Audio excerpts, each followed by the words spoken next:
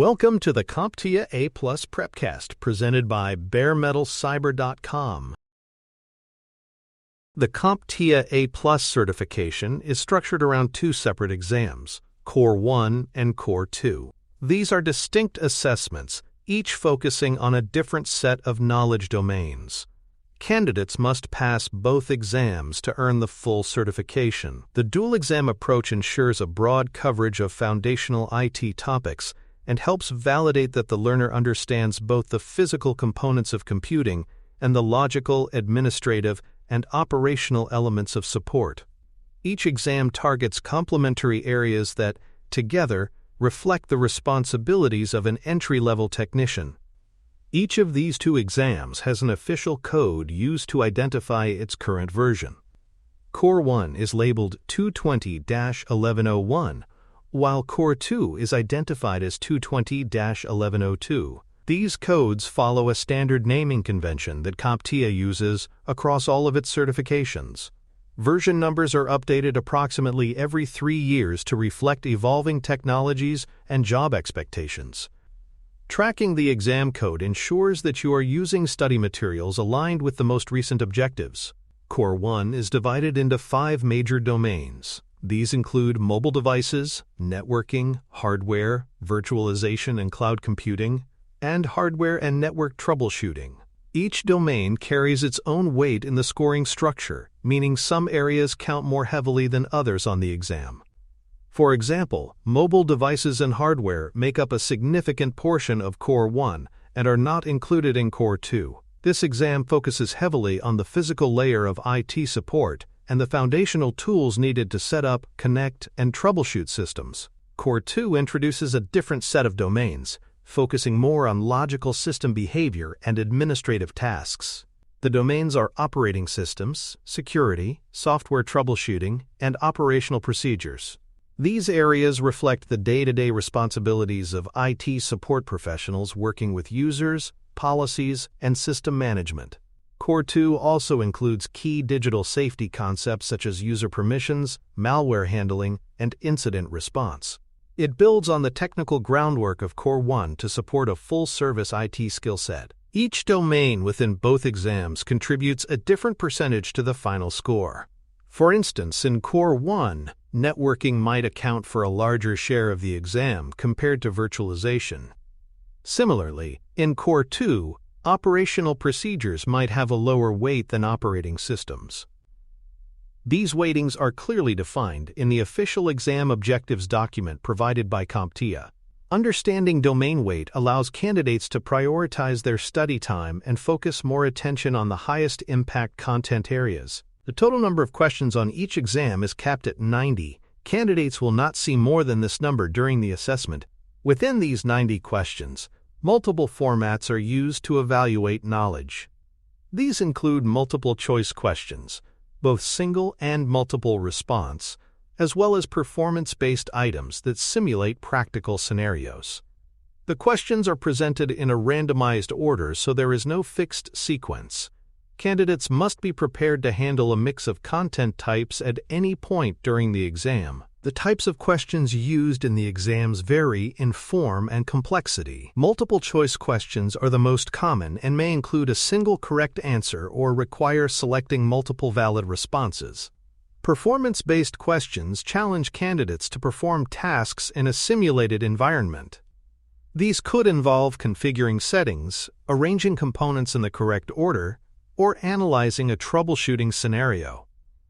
Other question types may include drag-and-drop matching, or item categorization. Each exam provides up to 90 minutes for completion. This time limit requires efficient pacing and strong time management. Some questions, particularly the performance-based ones, can take longer to complete. Fortunately, the exam interface allows candidates to skip questions and flag them for later review. This flexibility enables test takers to allocate their time strategically, focusing first on questions they can answer confidently before returning to more complex items if time permits. To pass each exam, candidates must achieve a scaled score that reflects both the number of correct responses and the difficulty of the questions answered. Core 1 requires a score of 675, and Core 2 requires a slightly higher score of 700. These scores are not based on a raw number of correct answers, but are instead adjusted according to the relative challenge of each question. This means two candidates answering the same number of questions correctly might receive different scores depending on which questions they answered. For more cyber-related content and books, please check out cyberauthor.me. Also, there are other prepcasts on cybersecurity and more at baremetalcyber.com. Registering for the A+ exams is a straightforward process, but it does require some planning.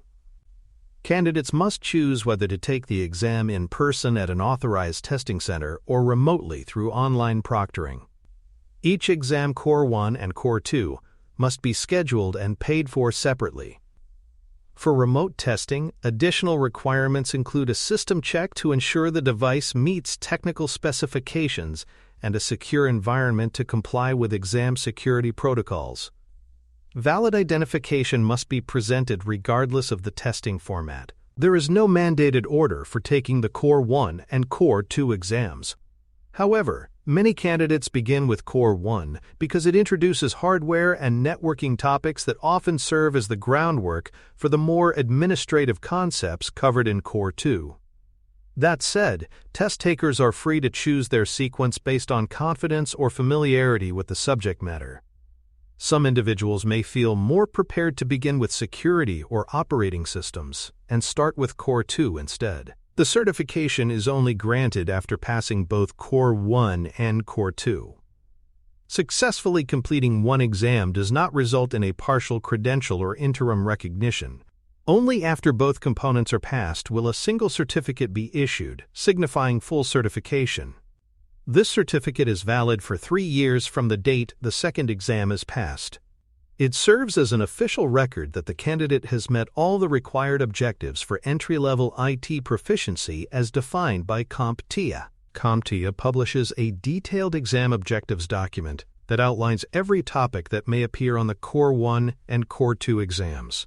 This document serves as the primary study guide and reference point for candidates. Each sub-objective is listed with bullet points describing the specific knowledge expected.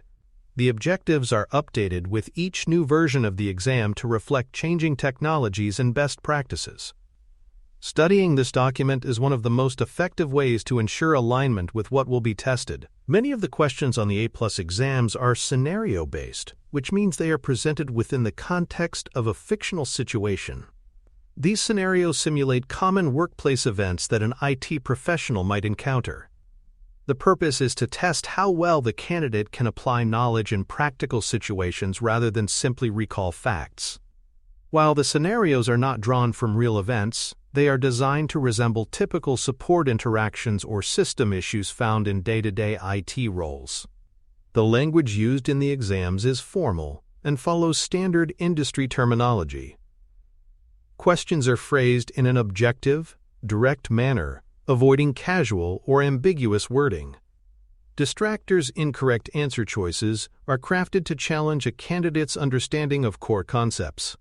These may be similar in appearance to the correct answer but differ subtly in technical accuracy. Being familiar with exam-specific vocabulary helps ensure that candidates can interpret questions correctly under timed conditions.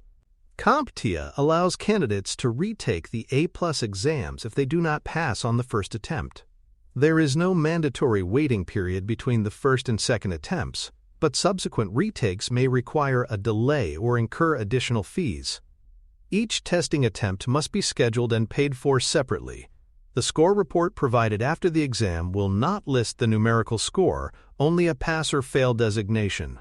This maintains focus on mastery of content rather than comparative performance. For candidates with documented disabilities or specific needs, CompTIA offers a range of accommodations. These may include extended testing time, screen reading software, or additional breaks.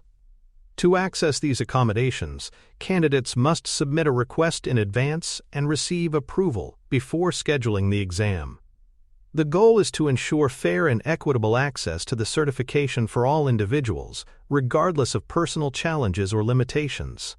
In summary, The structure of the A+ certification revolves around 2 separate exams, each covering distinct domains with consistent timing and scoring methods.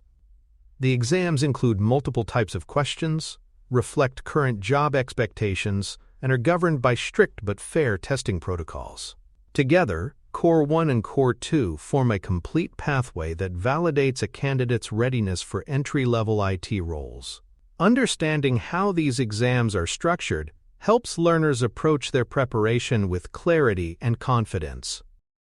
Thank you for listening. Please visit baremetalcyber.com for more cybersecurity information, podcasts, books, and more.